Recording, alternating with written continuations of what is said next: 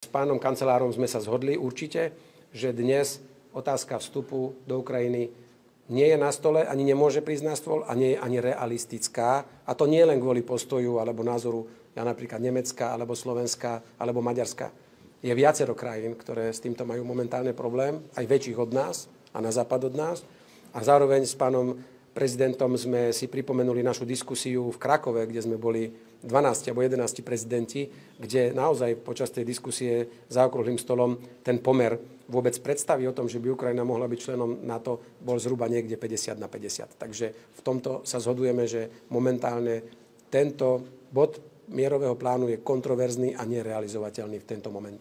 Aj kancelár Scholz po týchto stretnutiach na najvyššej úrovni so svetovými lídrami potvrdil, že je absolútne nie na stole debata o akomkoľvek vyslaní vojakov NATO na Ukrajinu.